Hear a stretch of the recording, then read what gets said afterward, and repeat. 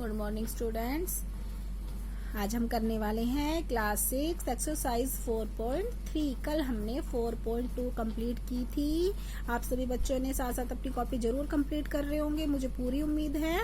4.2 भी हमारी कल कंप्लीट हो गई थी, उसमें भी हमारे 5 क्वेश्चंस थे और आज हम स्टार्ट करने वाले हैं 4.3। बहुत आसान चैप्टर है, बहुत इजी है, बहुत छोटा सा चैप्टर है बिल्कुल ही। ठीक है, आप एक दिन में एक एक्सरसाइज बहुत इजी से कर पाओगे और अच्छे से समझ भी पाओगे, क्योंकि बहुत इजी क्वेश्चन है। ज्योमेट्रिकल पोर्शन जो होता है वो हमारा टफ होता ही नहीं, क्योंकि जो हमें फिगर दिए होते हैं हमने एज इट इज लिखने होते हैं। बस हमें समझ में आना चाहिए लाइन क्या होती है, एंगल्स क्या होते हैं, ट्राइंगल्स क्या होते हैं, है ना, रे क्या होती है, लाइन सेगमेंट क्या होता है।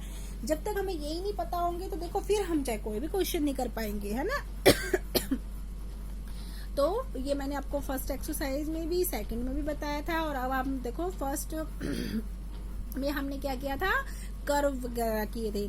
सेकंड में हमने क्या किए थे, एंगल्स वगैरह, वो इंटीरियर, वो कर्व के साथ क्या क्या किया था हमने, बोलो, पॉलीगन, कर्व, रे, लाइन सेगमेंट ऐसे किए थे। अब हम जो 4.3 स्टार्ट करने वाले हैं इसमें हमने करने हैं एंगल्स। ठीक है, 6th क्लास है आपकी, मुझे पता है बहुत अच्छे से आपको पता होगा कि एंगल होते क्या हैं। तो सबसे पहले तो मैं आपको ये बताती हूँ कि एंगल को हम कैसे रिप्रेजेंट करते हैं। ऐसे ऐसे करते हैं ना, ये एंगल का सिंबल होता है। ओके, तो अगर आपको ये पता है तो सोच लो आपकी एक्सरसाइज हो गई। अब question number first, name the angle in the given figure. कहते हैं आपको हमने एक फिगर दिया हुआ है, आपकी बुक में भी आप देखोगे तो आपको इस टाइप से एक फिगर मिलेगा। नाम है इसका A, B, C and D।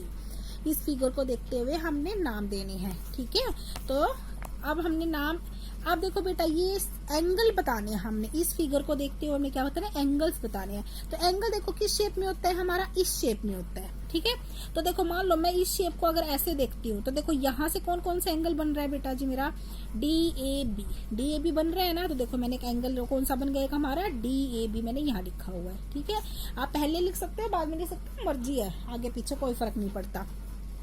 अब देखो अगर आप इसको ऐसे देखोगे, देखो ये भी ऐसे ही एंगल बन रहा है ना, शेप वही है।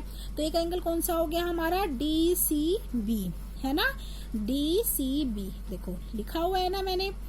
अब हम इसको अगर इस शेप में देखेंगे, देखो ये भी एंगल की शेप में लग रहा है, तो कौन सा बन गया हमारा, ABC, एक एंगल हमारा ये बन गया। ठीक है, एक देखो अगर मैं इस शेप में देखेंगे तो ये भी एंगल की शेप है, तो कौन सा बन गया, एक हमारा CDA।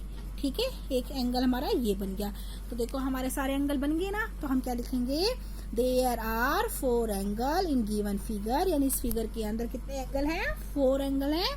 नाम आपको पता चल गया, angle ABC, angle CDA, angle DAB और एंगल DCB। हो गया फर्स्ट क्वेश्चन हमारा, है ना, सिंपल से। सिर्फ अगर आपको क्या इंपॉर्टेंट था इसमें कि आपको ये पता होना चाहिए कि एंगल, अब बच्चों को एंगल ही नहीं पता होता ना, वो उस फिगर को देख के सोचते रहते हैं यार इसमें कौन सा एंगल है, तो पूरा ही एक एंगल है ना। तो आपको शेप पता होनी चाहिए कि एंगल को हम कैसे रिप्रेजेंट करते हैं, इस शेप से। ठीक है, और इस शेप को आपको जहां जहां से भी आपको शेप दिखाई देती है नाम देखो और लिख दो। ठीक है, second question is in the given diagram name the point. कहते हैं हमने आपको ये डायग्राम दिए हुए हैं, इस डायग्राम को देखते हुए आपने हमें पॉइंट के नाम बताना है। तो आपको फर्स्ट क्वेश्चन इसका दिया हुआ है, इन द इंटीरियर। पहली बात तो बताओ इंटीरियर क्या होता है। इंटीरियर होता है कि अंदर का साइड होना। ठीक है, कि अंदर क्या है उसके। तो देखो in the interior of angle DOE। देखो एंगल हमें DOE देखना है। तो फिगर अगर आपको दिखाई दे रहा है तो देखो एंगल DOE, देखो ये वाला एंगल बन रहा है हमारे, इसके अंदर कौन सा एंगल है, बताओ कौन सा पॉइंट है हमारा। पॉइंट हमने शो करने हैं, पॉइंट A। ठीक है, तो आंसर हम क्या लिख देंगे, देखो इस वाले एंगल के अंदर है ना ये वाला पॉइंट, तो हम क्या लिख देंगे, पॉइंट A। आया समझ में। इसका B क्या दिया हुआ है, in the exterior of angle EOF। Angle EOF देखो, अब भाई देखो EOF एक एंगल ये है। एक्सटीरियर का मतलब होता है बाहर के पॉइंट। अब देखो ये वाला अगर एंगल हम देख रहे हैं तो इससे बाहर क्या क्या है, इससे बाहर देखो एक तो C है, मैंने C लिख दिया। इसी से बाहर एक A है तो मैंने A लिख दिया। इसके बाहर D है तो मैंने D लिख दिया। लिख दिया ना। ओ बी ई ये तो सारे इसके अंदर ही आए हुए हैं। एक्सटीरियर है बाहर, बाहर क्या क्या है देखो बेटा, ए है और डी है और ए डी और सी, ये तीन इसके बाहर के हैं, तो मैंने ये एंगल लिख दिए। आया समझ में। ई ओ एफ के अंदर पूछा गया था, इसको छोड़ के जो जो बाहर इससे है वो हमने इसमें लिख दिया। अब सी पॉइंट इसका है point on angle E O F.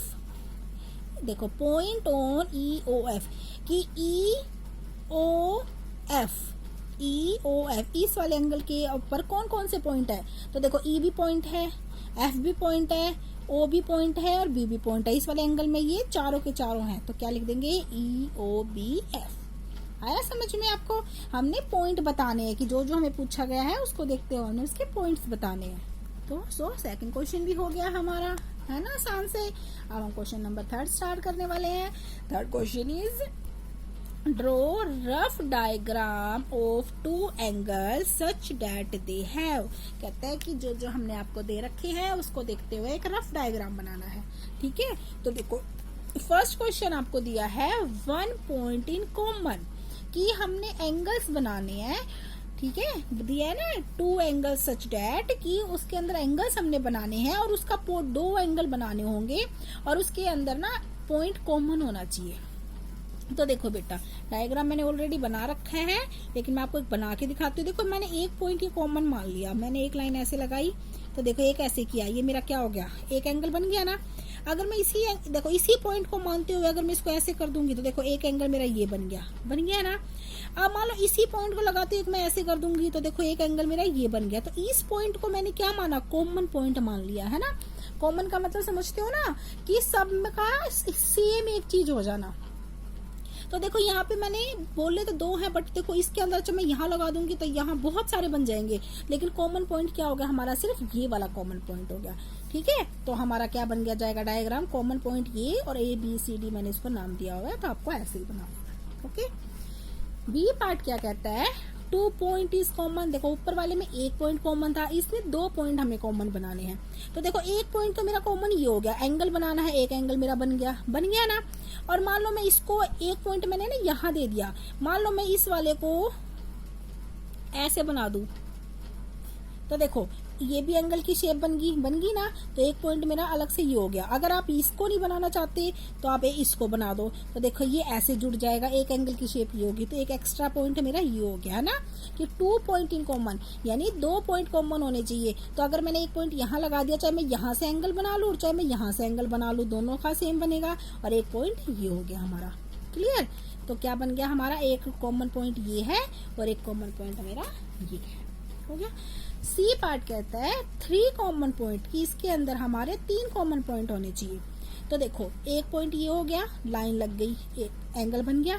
दूसरा, एक मैंने यहाँ पॉइंट दे दिया कॉमन, एक मैंने यहाँ दे दिया कॉमन। देखो मैंने ये, आप सोचोगे कि कॉमन कैसे हुए, जरूरी नहीं है कि मैंने यहाँ दिया, तो आप इस ए के ऊपर भी दे सकते हो, वो आपकी मर्जी है। कॉमन क्यों हुआ, क्योंकि देखो मैं यहाँ से पेंसिल घुमाऊं यहाँ पे तो भी हमारा क्या होगा, एक एंगल बनेगा ना। और मैं अगर इसको यहाँ से घुमाती हूँ, इसको ऐसे लेके जाऊं तो भी मेरा एक एंगल बन जाएगा। अगर मैं इसको यहाँ से घुमाती हूँ ऐसे लेके जाऊं तो भी, तो वो आपकी मर्जी है बेटा। आपने सिर्फ 3 पॉइंट शो करने हैं, इसमें 3 पूछा गया है, तो 1 2 3 यहाँ कर लो, चाहे 1 यहाँ कर लो, ठीक है, वो आपकी मर्जी है। ठीक है, तो लेकिन जो पॉइंट आप दिखाओगे ना उसको थोड़ा सा डार्क कर देना, कि मेरे 3 पॉइंट ये हैं। क्लियर। अब इसका डी पार्ट क्या कहता है, 4 पॉइंट इन कॉमन, कि इसके अंदर कितने पॉइंट कॉमन होने चाहिए, 4 होने चाहिए। तो देखो मैंने एक एंगल ऐसे बनाया, तो 1 पॉइंट तो मेरा ये कॉमन हो गया, और एक जो ये लाइन हम निकालेंगे ना, इसी के अंदर से कॉमन बना देंगे। 1 2 3 और 4 हमारा ये ऑलरेडी है ही है, कि कॉमन होना चाहिए। क्योंकि मान लो इसके अंदर से अगर हम 4 और एंगल निकालेंगे तो हम क्यों इतना वो करें। तो हमारी जो एक लाइन इसके साथ जाएगी, जो 3rd लाइन हम बनाते हैं, तो उसी के अंदर से हम पॉइंट ड्रॉ कर देंगे। इस जो वाली जो हमारी रे गई है, इसके अंदर ही हमारा ये कॉमन हो गया पॉइंट। ठीक है, तो 1 पॉइंट 2 3 एंड 4 पॉइंट हमारे कॉमन हो गए। ठीक है, नाम मैंने दे रखे हैं, ये आप देख लेना, ऐसे फिगर बना लेना। ई पार्ट इज 1 रे इज कॉमन, इसमें रे पूछा बेटा, इसमें पॉइंट नहीं पूछा, कि इसके अंदर रे कॉमन होनी चाहिए। और रे मैंने क्या बोला था कि 1 पॉइंट उसका फिक्स होता है, और उसके बाद उस लाइन को हम कितना भी लंबा कर सकते हैं, 1 पॉइंट उसका फिक्स होगा। तो वन रे इज कॉमन। मान लो मैंने ये वाला पॉइंट फिक्स कर दिया, एक लाइन ऐसे लगाई, एक रे बन गई। मान लो एक पॉइंट यहाँ ये वाला फिक्स हो गया, एक लाइन मैंने ऐसे लगा दी, है ना। फिर ये वाला पॉइंट फिक्स है, एक और मैंने ऐसे लगा दी। तो देखो पॉइंट तो मेरा फिक्स हो गया, रे मेरी कितनी सारी जा रही है, इसको मैं कितना भी आगे बढ़ा लूं कोई फर्क नहीं पड़ता मुझे, है ना। चाहे इसके अंदर से आप एक और ले लो। पॉइंट तो देखो पॉइंट तो मेरे सारे सेम ही है, पॉइंट मेरा जो एक फिक्स तो रे तो यही है ना, हो गया, है ना, सिंपल से क्वेश्चंस। सो आज हमारी एक्सरसाइज 4.3 भी कंप्लीट हो गई है। साथ साथ अब आप अपने आप जरूर करना कॉपी में। Okay, so have a nice day.